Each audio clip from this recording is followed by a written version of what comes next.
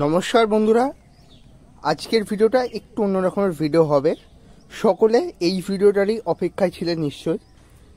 দুদিন ধরে অনবরত বৃষ্টি হয়েছে, অল্প ঝিরিঝিরি করে হলেও গোটা দিনটাই কিছু পরিমাণ বৃষ্টি হয়েই গেছে।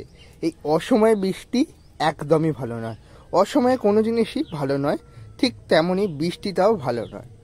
একদিকে যেমন পার্মানেন্ট গাছগুলোকে হেল্প করবে, ফার্টিলাইজার হিসেবে বৃষ্টির জল কাজ করবে, কিন্তু আমাদের সমস্ত শীতের গাছের চারা, যেই চারাগুলো আমরা রোপণ করেছি বা নতুন কিনে এনেছি, সেই গাছগুলোর পক্ষে একদমই বিষের কাজ করবে যাকে বলা চলে।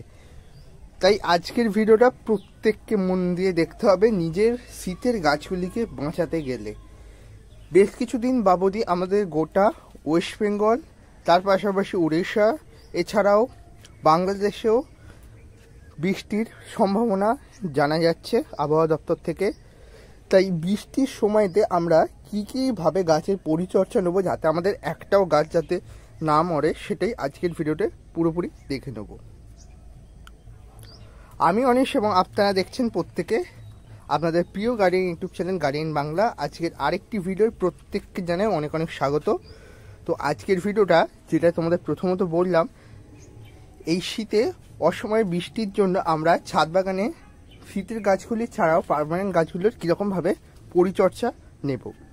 সম্পূর্ণ ভিডিওটা দেখবেন এবং অবশ্যই কমেন্টে মতামত জানাবেন। আর আপনাদের কোথায় কতটা পরিমাণ বৃষ্টি হয়েছে আপনাদের লোকালিটিতে সেটাও অবশ্যই জানিয়ে দেবেন। এবং ভিডিওটা সম্পূর্ণ দেখবেন, ভিডিওটাকে শেয়ার করবেন আপনাদের সমস্ত বাগানি বন্ধুদের, ভিডিওটাকে লাইক করবেন এবং চ্যানেলটিকে অবশ্যই সাবস্ক্রাইব করবেন এই রকমের ভিডিও পাওয়ার জন্য। এই অসময়ে বৃষ্টির কারণে একটা সমস্যা দেখা যাবে, সেটা হচ্ছে ফাঙ্গাস ঘটিত সমস্যা। এই ফাঙ্গাস ঘটিত সমস্যা এড়াতে হলে আমাদের প্রধানত মেনে চলতে হবে বেশ কয়েকটি টিপস। সেই টিপসগুলো নিয়েই একে একে কথা বলা হবে। যেমন আমরা মাটিতে এই সময়ে কোনো ধরনের লিকুইড খাবার দেবো না যতক্ষণ না সূর্যের আলো জোরালো হচ্ছে বা সূর্য উদিত হচ্ছে বা ভালো রকমের রৌদ্র উঠছে, মাটিটা একটু হলেও শুকনো হচ্ছে। যেমন তোমাদের বেশ কিছুদিন বাবদি লিকুইড খাবার আমি গাছে প্রয়োগ করে দেখাচ্ছিলাম, কারণ লিকুইড খাবার এমন একটা খাবার বা গাছের খাদ্য যেটা অল্প সময়ের মধ্যে গাছ খুব ভালোভাবে নিতে পারে আর গাছ খুব তরতর ভাগ করে বেড়ে উঠতে পারে। লিকুইড খাবার প্রত্যেকেই নিশ্চয়ই বানিয়ে দিচ্ছিলেন কদিন ধরেই গাছেতে, কিন্তু এখন লিকুইড খাবার একদমই আমাদের বন্ধ করতে হবে, কারণ লিকুইড খাবার এখন গাছের শত্রুতে পরিণত হবে বন্ধুর থেকে। কারণ যেহেতু মাটি ভিজে, তাদের লিকুইড খাবার দিলে একে তো ফাঙ্গাসজনিত সমস্যা দেখা দেবেই, তার সাথেও রুট রটের সমস্যাও দেখা দিতে পারে। লিকুইড খাবার পুরোপুরি এখন বন্ধ। অনেকে বলবেন দাদা এখন কি খাবার দেবো বা খাবার কি বন্ধ রাখবো বা যতক্ষণ না রৌদ্র উঠছে খাবার কি দেবো না? খাবার দেওয়া বন্ধ করলে চলবে না, আমাদের এখন খাবার দিতে হবে, সেটা লিকুইড খাবার ছাড়া অন্যান্য খাবার, যেমন মিশ্র জৈব খাবার রয়েছে। রাসায়নিকটা তোমাদের অ্যাভয়েড করার কথাই বলবো। অনেকে বলে পাতায় স্প্রে করে দিই এনপিকে, এরকম কিচ্ছু করার দরকার নেই। নর্মালি মিক্স যে জৈব খাবার বানানো তোমাদের আমি শিখিয়েছি, সেই খাবারটাই তোমরা গাছে দেবে। আর এই রকম যদি ভালো ধরনের রৌদ্র উঠে যায় তখন তোমরা লিকুইড খাবার দেবে গাছের গ্রোথ বুঝে এবং গাছের মাটিটা চেক করে নেবেন লিকুইড খাবার দেওয়ার আগেই। তো ফার্স্ট অফ অল আমরা এই বৃষ্টি যাওয়ার পর কি কাজটা করব আগে সেটা জেনে নেওয়া দরকার। বৃষ্টিতে চলে গিয়েছে, খাবার নিয়ে তো তোমাদের বলেই দিলাম। একটা ভালো যে কোনো ফাঙ্গিসাইড, আমি যেমন এখানে সাপ ফাঙ্গিসাইড ইউজ করছি, সিস্টেমিক যে কোনো ফাঙ্গিসাইড, সাপ, ব্যাবিস্টিন, এছাড়াও রয়েছে অ্যামিস্টার টপ, আরও অন্যান্য ফাঙ্গিসাইডও রয়েছে যেগুলো খুব ভালো। সেই সকল ফাঙ্গিসাইড আপনাদের যেটা থাকবে সেটা নিয়ে সমস্ত গাছগুলোতে একটু করে স্প্রে করে দেবেন। বেশি নয়, সামান্য করে স্প্রে করে দিলেই কাজ হবে। আর ফাঙ্গিসাইড স্প্রে করার মূল কারণ হচ্ছে এই অসময়ে বৃষ্টি গাছের পক্ষে সত্যি ক্ষতিকর। গাছে ব্ল্যাক স্পট দেখা দেবে, এছাড়াও গাছের পাতা কালার চেঞ্জ করবে, তার পাশাপাশি ফুলের যে কুঁড়িগুলো আসছিল সেইগুলো তোমাদের কালো হয়ে গাছ থেকে ঝরে পড়বে। আর ছোট চারাই তো একদম মাস্ট দিতেই হবে, কারণ এইগুলো অল্প লিমিটেড জায়গার মধ্যে প্রচুর পরিমাণে যদি জল হোল্ড করে থাকে বা মাটি স্যাঁতস্যাঁতে হয়ে থাকে, সেখান থেকেও ফাঙ্গাসজনিত সমস্যা দেখা দেওয়ার চান্সেস থেকেই থাকে। তো এই ছিল আজকে মোটামুটি পরিচর্যা। এছাড়াও আরও পরিচর্যা রয়েছে, একে একে বলছি।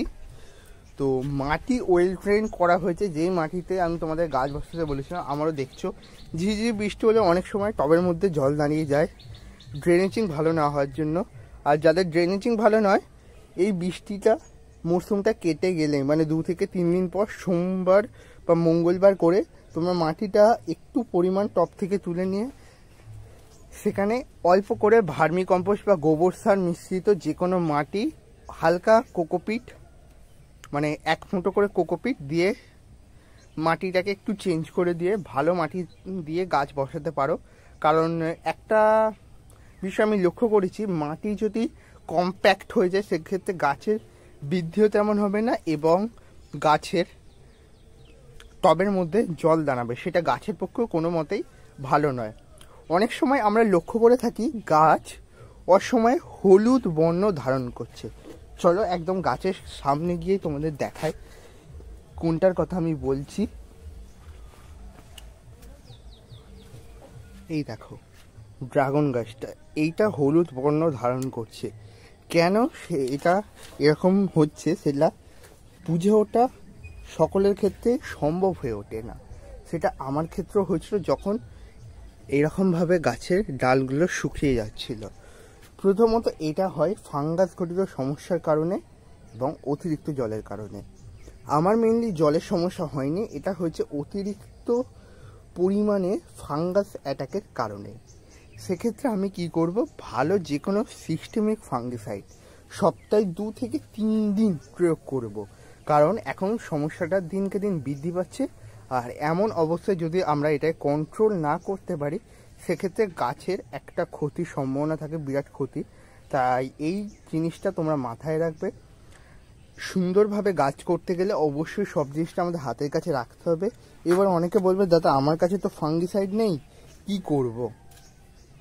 হলুদ আছে তো বাড়িতে রান্না করা হলুদ, সেই হলুদ তোমরা গাছের গোড়ার চারপাশে হাফ চামচেরও হাফ চা চামচ মানে ছোট্ট যে আইসক্রিমের চামচ হয় সেই চামচের করে কিছুটা পরিমাণ ছড়িয়ে দিতে পারো। তার পাশাপাশি তোমরা হলুদটাকে ভালো করে জলে গুলে নিয়ে তারপর ছেঁকে স্প্রেয়ারে ভরে গাছের পাতায় এবং কাণ্ডেও স্প্রে করে দিতে পারো। আর ফাঙ্গিসাইড এমন আহামরি কিছু দাম নয়, তোমরা বড় প্যাকেট নিতে যেও না, ছোট প্যাকেট 30 থেকে 40 টাকা এরকম দাম নেবে। দামও তোমাদের বলে দিচ্ছি, সাব বা ব্যাবিস্টিন ছোট ওগুলো মিনিমাম 25 থেকে 30 গ্রাম থাকে। তোমার 2বার থেকে 3বার মানে 2 থেকে 3 সপ্তাহ তোমার অনায়াসে হয়ে যাবে, মানে 5-6 বার তুমি স্প্রে করতেই পারো সমস্ত গাছগুলোতে। আর এখন মাস্ট তোমাকে ফাঙ্গিসাইড স্প্রে করতেই হবে। এবার আমাকে যদি বলো তুমি কি দাদা স্প্রে করবে, হ্যাঁ আমি স্প্রে করব, আমি 2বার করে স্প্রে করব গাছগুলোতে। এই আজকে স্প্রে করব এবং আজ থেকে ঠিক 2 দিন মানে সোম থেকে মঙ্গলবারের মাথায় আরেকবার স্প্রে করব। তো আজকের এই ভিডিওটা তোমাদের অনেকটাই হেল্প করবে জানি, যারা নতুন বাগানে রয়েছে এই বিষয়গুলো জানো না।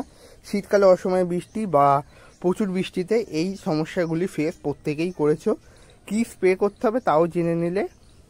আর এই ফাঙ্গিসাইড স্প্রে করার কমসে কম 2 থেকে 3 দিন পর একটা ভালো ধরনের ভিটামিন স্প্রে করে দেবে, যেমন মিরাকুলার গ্রিন হতে পারে বা মোমোবিন হতে পারে, মাইক্রোনিউট্রিয়েন্ট ভিটামিন। এইগুলোর মধ্যে যে কোনো একটা তোমরা গাছে প্রয়োগ করবে, তাহলেই দেখবে খুব ভালোভাবে গাছ বাড়ছে আর গাছে কোনো সমস্যা দেখা যাবে না।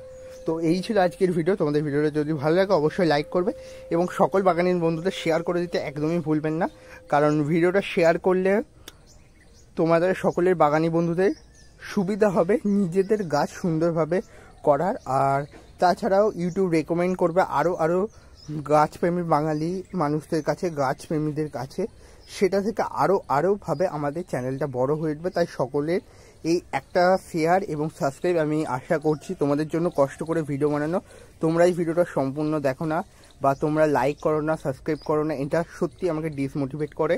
এবং যারা সাবস্ক্রাইব করছো, লাইক করছো, অসংখ্য অসংখ্য ধন্যবাদ। আর ভিডিওটা মন দিয়ে দেখার জন্য আবার একবার মন থেকে ধন্যবাদ জানাচ্ছি। আবারও চলে নতুন ভিডিও নিয়ে।